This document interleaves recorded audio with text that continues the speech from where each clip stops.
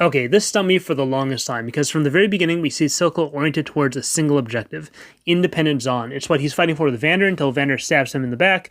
It's why he eventually stabs Vander in the back, actually literally. It's why all of his followers follow him. It's his big gigantic plan. But then he just throws it all away for Jinx. And you can understand this on a superficial level. She's his daughter, he grew attached to her. But that's not what he says. It's not why he decided not to give her up. He says, "You're perfect." He's not just emotionally attached to her. He doesn't say, I never would have given you to them, I love you. This isn't about him and his feelings, it's about her and what she is. Something much more to him than just his daughter, but what? So I was thinking about all this, and I was like, you know what? Maybe he's just lying. Maybe he was going to betray her. Maybe he was going to shoot her, not Vi, in the scene. And maybe I'll just make that video and get everyone super mad at me. It's sad, but it's true, and I gotta let the people know, such is the job. I was inches away from making that video, and then out of nowhere, I heard Silco say something in an interview, and I was like, oh, okay, never mind, I'm wrong, cool. Here's a sign that you're misunderstanding a subject, when nothing makes sense, when not a single component of the thing makes sense. And to me, until last week, that was Silco. Nothing made sense to me about this character. Why does he seize power to go to war and then just not go to war? Why does he set himself up as some savior of Zaun and then just turn all of them to starving, impoverished Shimmer junkies? Why does he stab Vander in the back and then just copy him with the exact same police deal? Why does he adopt powder? And let me stop on this one for a moment, because everyone just seems to accept this like it's perfectly normal. It's not. You're about to go to war, you're about to start a drug empire, adopt a daughter first.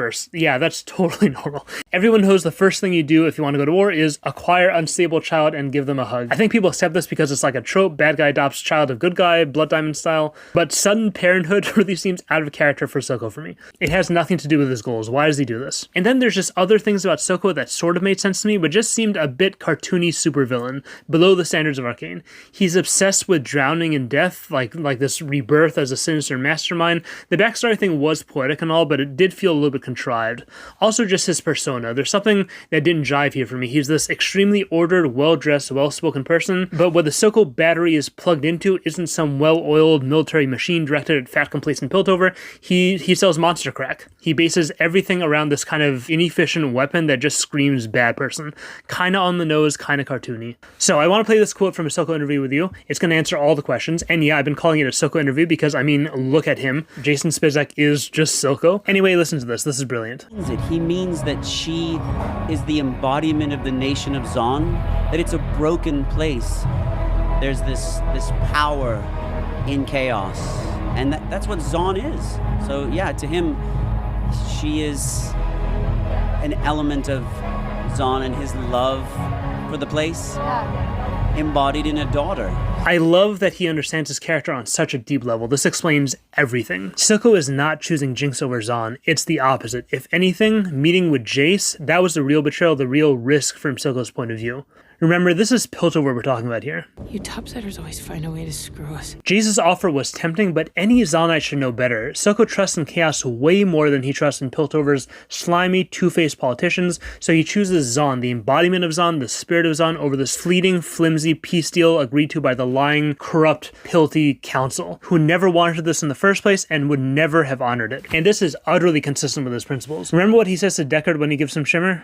Real power doesn't come to those who are born strongest, or fastest, or smartest.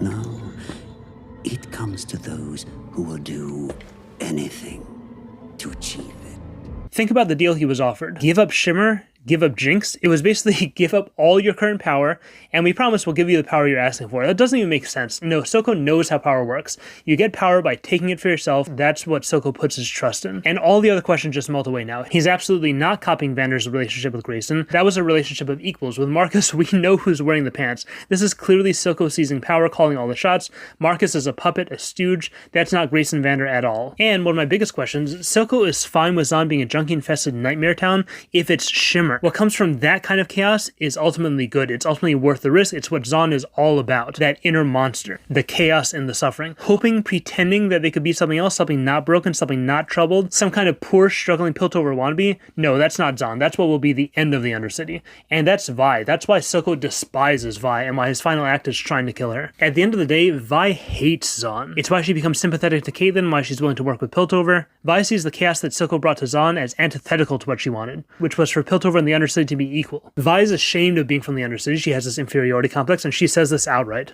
I grew up knowing I'm less than them.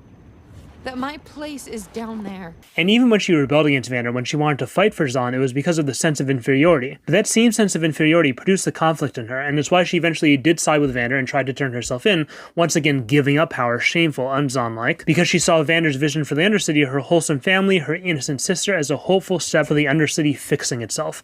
To Silco, the Undercity never needed fixing. There was no inferiority. What the Undercity was, the brokenness, the chaos, was already ideal to anyone strong enough to embrace it. It's the two opposite perspectives on the relationship between the two cities, symbolized by Silco and Vi on opposite ends of the table in the final scene, trying to pull this one individual to their view of what this place is. Will this girl, the spirit of the Undercity, cast off her Zaunite identity as inferior and broken and shameful and be Powder, or will she embrace it and be Jinx?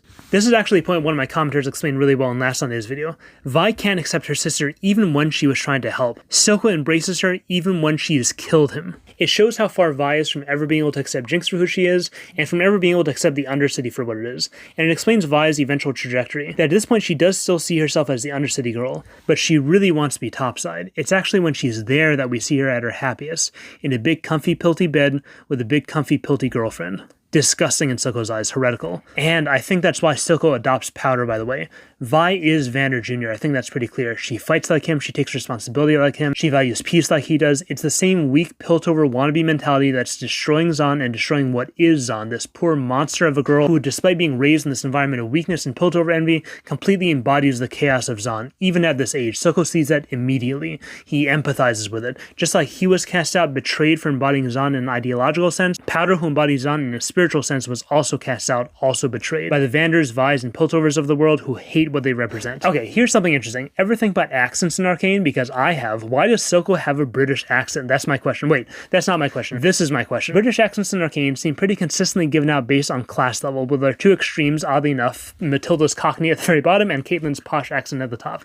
And you have, for example, Mel more towards the upper class RP, Benzo clearly Undercity, Marcus is Piltover but not upper crust, and Zaun is mostly American, with a few others thrown in. But there's no British RP down here, except Silco. Why is Silco the only Zaunite who could read news for the BBC? That's my question. So I don't know if there's any story significance to the accents in Arcane, or if it's just supposed to inform on personality, but either way, I think they're trying to tell us something. They're trying to tell us that Silco naturally is kind of more similar to a topsider, which I'm sure he'd kill me for saying, but it is true. You have this well-dressed, well-groomed, well-spoken guy with his fancy voice and his keen business sense. He's not tough, he's not a fighter, and for all he loves chaos, he's not very chaotic himself at all. It's this fascinating tension we see in Silco. He wants his operations to go according to plan, he wants his interactions with people to go according to plan, he wants order in his empire, loyalty, structure, hierarchy, but internally he realizes it's not what will help him achieve his goals. He needs true Zaunness, the chaos, a chaos that he himself just doesn't embody, and he can't change that about himself. He can't become a Jinx. But he can do everything he can to support the power of chaos in his own proper, orderly way. And that leaves this interesting mix we see, something that I think he accepts and embraces about himself, true to form. Everything Silco does isn't just some random chaotic mess like it would be if Jinx was in charge. It's efficiently directed chaos.